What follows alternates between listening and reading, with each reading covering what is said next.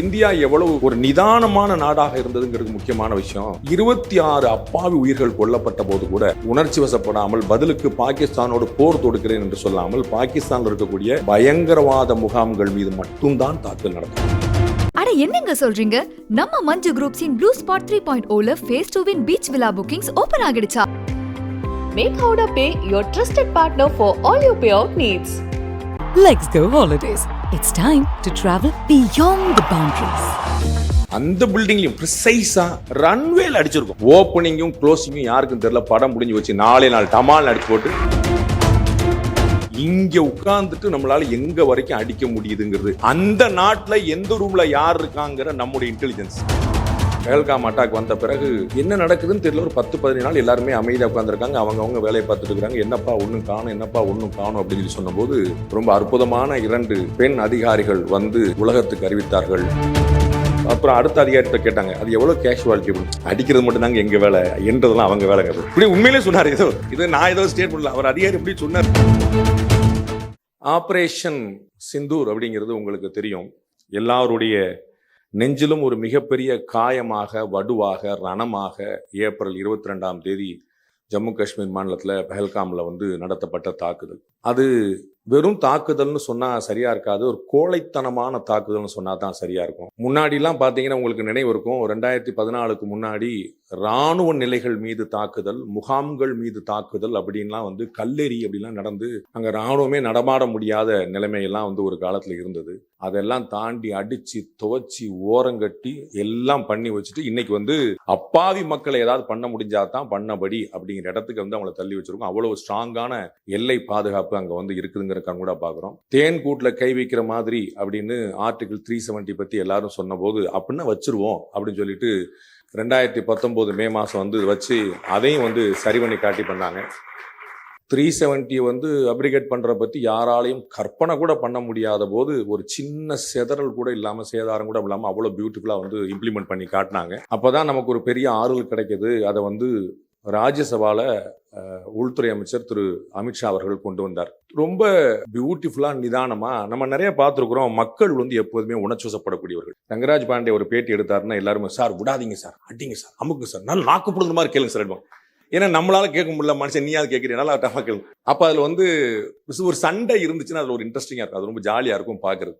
ஆனா அரசியல் தலைவர்களும் அப்படி இருந்துடலாம். நம்ம வந்து அமெரிக்க ஏகாதிபத்தியமே அப்படின்னு கம்யூனிஸ்டுகள் வந்து திருமுனையில இருந்து சொல்லுவாங்க, மயிலாப்பூர் முனையில இருந்து அமெரிக்க ஏகாதிபத்தியமே அப்படின்பாங்க. அந்த மாதிரி அரசியல்வாதிகளும் சவால் விடலாம். ஆனால் ஒரு அரசு அப்படி உணர்ச்சிப்பட முடியாது. ஒரு அரசாங்கம் அப்படிங்கிறது ரொம்ப நிதானமா தன்னுடைய காலடிகளை எடுத்து வைக்க வேண்டும். அது நிறைய பின்விளைவுகளை கூடியது அப்படிங்கிறத ஞாபகம் வச்சுட்டு ரொம்ப நிதானமா செய்யணும். ஸோ ஆபரேஷன் சிந்தூர் வந்தது. அதற்கு முன்னாடி பஹல்காம் அட்டாக் வந்த பிறகு என்ன நடக்குதுன்னு தெரியல. ஒரு 10-15 நாள் எல்லாருமே அமைதியாக உட்காந்துருக்காங்க. அவங்க வேலையை பார்த்துட்டு இருக்காங்க. என்னப்பா ஒன்றும் காணும் அப்படின்னு சொன்னபோது ரொம்ப அற்புதமான 2 பெண் அதிகாரிகள் வந்து உலகத்துக்கு அறிவித்தார்கள். நேற்று நாங்க 7ஆம் தேதி அதிகாலையில் நாங்க வந்து இதை மாதிரி அடிச்சு எல்லாம் சரி பண்ணிட்டோம். அப்புறம் அடுத்த அதிகாரிகிட்ட கேட்டாங்க, அது எவ்வளவு கேஷுவாலிட்டி? அடிக்கிறது மட்டும் தாங்க எங்க வேலை, என்றதெல்லாம் அவங்க வேலைங்க. இப்படி உண்மையிலே சொன்னார். இது நான் ஏதோ ஸ்டேட் பண்ணல, அவர் அதிகாரி எப்படி சொன்னார். அப்போ இந்தியா எவ்வளவு ஒரு நிதானமான நாடாக இருந்ததுங்கிறது முக்கியமான விஷயம். 26 அப்பாவி உயிர்கள் கொல்லப்பட்ட போது கூட உணர்ச்சி வசப்படாமல் பதிலுக்கு பாகிஸ்தானோடு போர் தொடுக்கிறேன் என்று சொல்லாமல் பாகிஸ்தானில் இருக்கக்கூடிய பயங்கரவாத முகாம்கள் மீது மட்டும்தான் தாக்குதல் நடத்தப்பட்டது. அதுவும் ராத்திரி 1 மணிக்கு தாக்குதல் நடத்தப்பட்டது. அந்த பயங்கரவாதிக்கு 4 பேர் டீ குடிக்க காபி குடிக்கன்னு போயிட்டு வந்து அங்க 2 அப்பாவி போயிடக்கூடாது அப்படிங்கிறதுல முழுக்க அதுவும் அந்த பில்டிங்லயும் ப்ரிசைஸா எந்த ரூம்ல யார் இருக்காங்கன்னு தெரிஞ்சு அடிக்கப்பட்டது. அதுல 2 முக்கியமான விஷயம் இதுல செய்தியா இருக்குது. ஒண்ணு, இங்க உட்கார்ந்துட்டு நம்மளால எங்க வரைக்கும் அடிக்க முடியுதுங்கிறது ஒண்ணு. 2வது, அந்த நாட்டுல எந்த ரூம்ல யார் இருக்காங்கிற நம்முடைய இன்டெலிஜென்ஸ். அது கொஞ்சம் கற்பனை பண்ணோம். அது வந்து அங்க வந்து இருக்கக்கூடிய ஆட்களை இங்க கண்டுபிடிக்கிறது. சும்மா வந்து ஒரு ரவுண்டா வந்து அடிச்சு வச்சு இந்த மொத்தமா அடிச்சிடும் அப்படின்னா அதுல ஒரு 4 சிவிலியன் போனா கூட பெரிய சக்கப்பன்னு கத்தி முடிச்சுட்டாங்க. கேட்க வேண்டாம். அவங்க பாவம் வந்து பழைய போட்டோ எடுத்து காட்டிட்டு சைனா வந்து பண்ண பிராக்டிஸ் போட்டோ எடுத்து பாத்தீங்களா எப்படி அடிச்சோம் பாருங்கன்னு ராணுவ தளபதி பிரதமர்கிட்ட கொடுக்குற. ராணுவ தளபதி அந்த ஊர்ல எப்படி இருக்காங்க, இந்த பிரதமர் எப்படி இருக்காங்கன்னு பாத்துக்கோங்க. அது பழைய போட்டோ ஊத்தி கொடுத்துருக்காங்க. அந்த மாதிரி அப்ப நம்ம எவ்வளவு ப்ரிசைஸா அடிச்சிருக்கோம் பாருங்க. ரன்வேல அடிச்சிருக்கோம். உலக நாடுகள் அமெரிக்கால இருந்து ரஷ்யால இருந்து எல்லாருமே வந்து யோசிச்சுட்டு இருக்காங்க. நிறைய கேள்விகளை பலர் எழுப்புறாங்க. குறிப்பா முன்னாள் பாதுகாப்புத்துறை, முன்னாள் உள்துறை மற்றும் முன்னாள் நீதித்துறை அமைச்சராக இருந்த எங்களுடைய மண்ணின் மைந்தர் அண்ணன் ப. சிதம்பரம் அவர்கள் ஒரு முக்கியமான கேள்வி எழுப்புறாங்க. நிறைய பேர் அப்படி எழுப்புறாங்க. அது எப்படிங்க நீங்க சண்டை போடுவீங்க, அமெரிக்கா போர் நிறுத்தம் அறிவிக்கும் அப்படின்னு. இது ஒரு மிக முக்கியமான கேள்வி. அப்ப அமெரிக்கா தான் உண்மையிலே போர் நிறுத்தம் அறிவிச்சதா அப்படிங்கிற ஒரு கேள்வி. நம்ம பார்க்கிறோம், இது வரைக்கும் ஒரு 230 போர் நிறுத்தமாக அறிவிச்சிருப்பாரு நம்ம டொனால்டு ட்ரம்ப். அவர் மாட்டு அறிவிச்சுக்கிட்டே இருப்பாரு. 231 இன்னொன்னு அறிவிச்சாரு, அவர் மாட்டு அறிவிச்சு யாரும் கேட்கலங்க. இதை இன்னொரு மண்ணின் மைந்தரா இருக்கக்கூடிய நம்முடைய வெளியுறவுத்துறை அமைச்சர் திரு ஜெய்சங்கர் கேட்டாங்க. இந்த மாதிரி where was the US when the ceasefire? US was in United States. அவன் அங்கதான் இருந்தாங்க. இதை சொல்ல முடியுமா? திரு சிதம்பரம் அவர்கள் உள்துறை அமைச்சராக இருந்தவர், நிதித்துறை அமைச்சராக இருந்தவர். அமெரிக்கா அறிவிக்கிறதா, நம்ம பிரதமர் இந்திரா காந்தி எல்லாம் எப்படி அறிவிச்சாங்க தெரியுமா அப்படின்னு.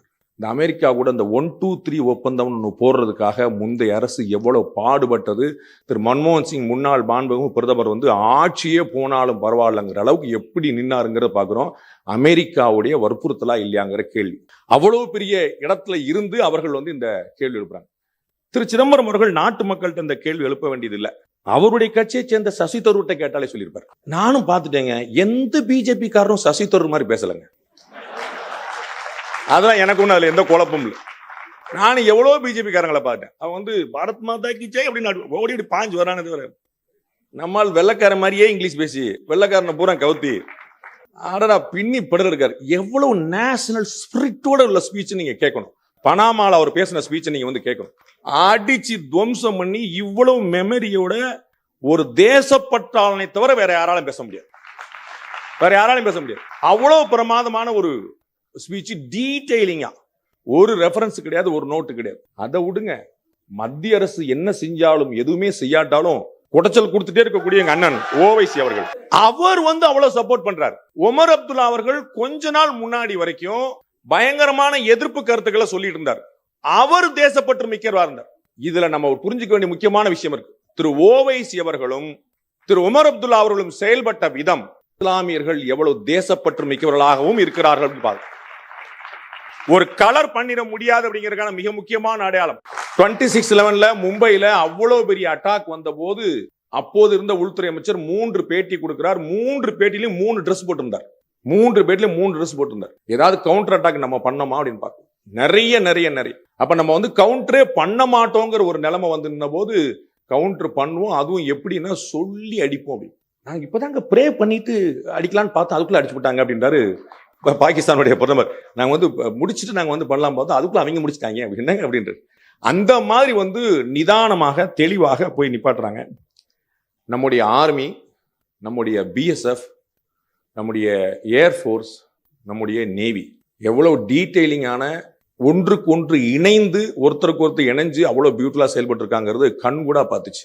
ஓப்பனிங்கும் க்ளோசிங்கும் யாருக்கும் தெரியல, படம் முடிஞ்சு வச்சு 4 நாள் டமால் அடிச்சு போட்டு ஆட்டோமேட்டிக்கா போயாச்சு. அப்ப ஒரு நல்ல தலைவனுக்கு எப்ப எஸ் சொல்லணுங்கிறதும் தெரியணும், எப்ப நோ சொல்லணுங்கிறதும் தெரியும். அந்த மாதிரி ஒரு பெரிய நிகழ்ச்சிக்கு பெருமக்கள்லாம் வரணும் அப்படின்னு நம்ம வேண்டுகோள் கொடுத்தோம். நன்றி, வணக்கம்.